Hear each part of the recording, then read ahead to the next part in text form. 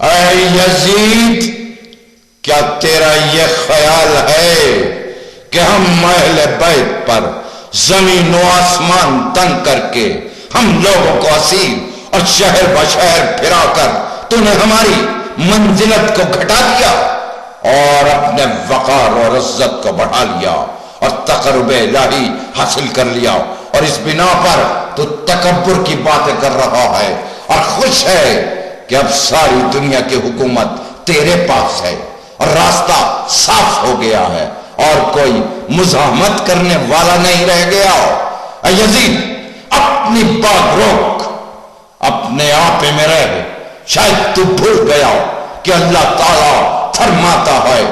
ان کفر اختیار کرنے والوں کو ہرگز یہ گمان نہ کرنا چاہیے کہ ہماری دی ہوئی مہلت ان کے لیے بہتر ہے۔ ان کی تو مہلت اس لیے دی گئی ہے کہ وہ اپنے گناہوں میں اور اضافہ کر لیں تاکہ ان کی سزا میں اضافہ ہو، اور دردناک سے دردناک تر عذاب تو ان کے لیے ہے۔ اے آزاد کردہ رسول کی اولاد، کیا یہی انصاف ہے کہ تو نے اپنی عورتوں اور کنیزوں کو تو پردے میں بٹھا رکھا ہے اور رسول کی نواسیوں کو اسیر اور رسن بستہ شہر بشہر پھرایا، ان کی بے حرمتی کی، ان کو پردے سے باہر نکالا اور ایک دشمن فوج کی نگرانی میں دیار بدیار پھرایا، اور ان پر ہر نزدیک و دور اور ہر شریف اور رذیل کی نگاہیں پڑی،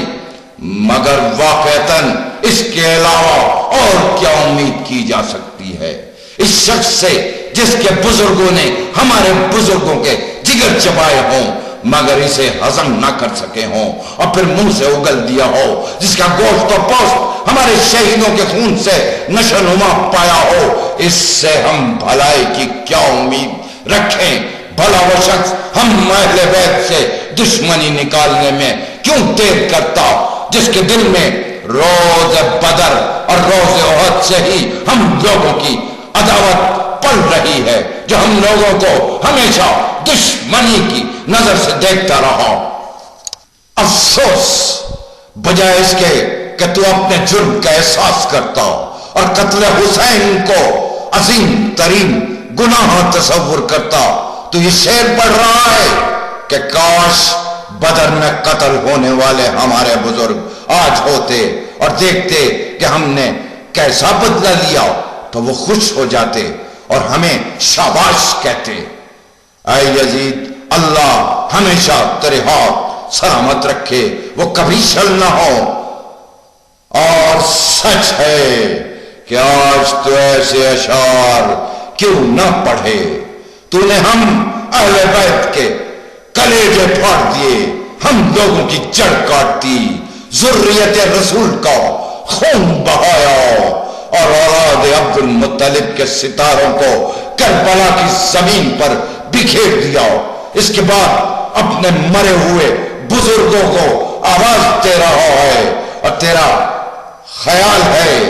کہ وہ تیری آواز کو سن رہے ہیں۔ خیر،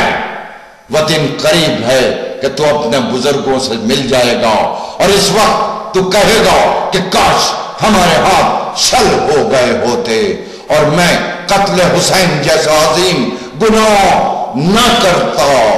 کاش میری زبان گنگ ہو گئی ہوتی اور میں اپنی زبان سے ایسے اشعار نہ پڑھتا، مگر اس وقت تیری یہ تمنا بے سود ہوگی۔ افسوس، زمانے کے انقلاب نے مجھے مجبور کر دیا کہ میں تجھ سے بات کروں، ورنہ میں تجھے اس قابل نہیں سمجھتی، اور یہ بھی جانتی ہوں کہ ان باتوں کا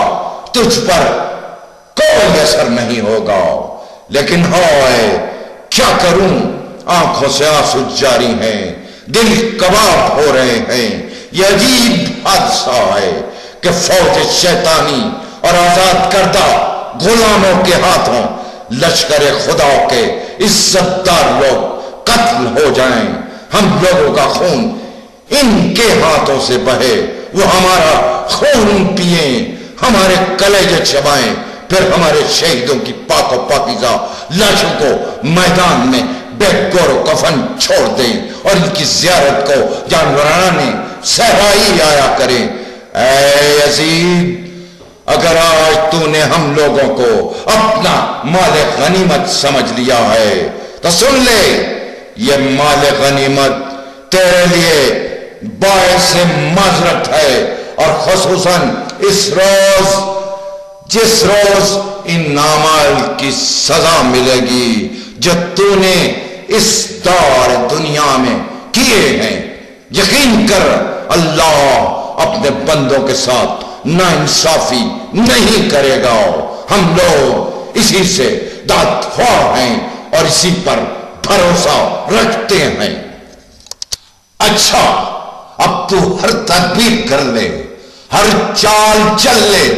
ہر مکر و فریب کر کے دیکھ، اور ہماری عداوت کا کوئی پہلو نہ چھوڑ،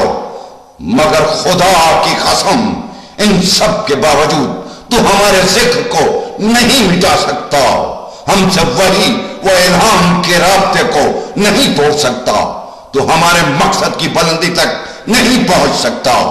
تو ہم لوگوں کے غرض و قائد کو نہیں سمجھ سکتا،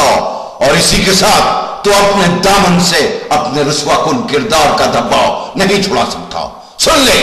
تیری رائے سست اور علیل ہے، تیرا خیال غلط ہے، اب تیری گنتی کے چند دن رہ گئے ہیں،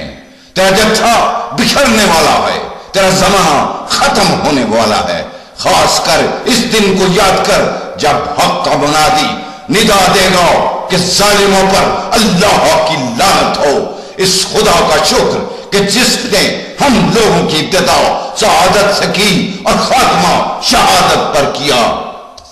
میں خدا سے دعا کرتی ہوں کہ وہ ہمارے شہیدوں کو پورا ثواب دے، بلکہ اس میں روزانہ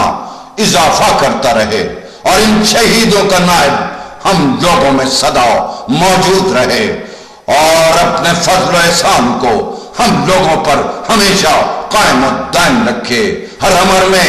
رب رحیم اور خدا ودود کافی ہے، وہ بہترین وکیل ہے۔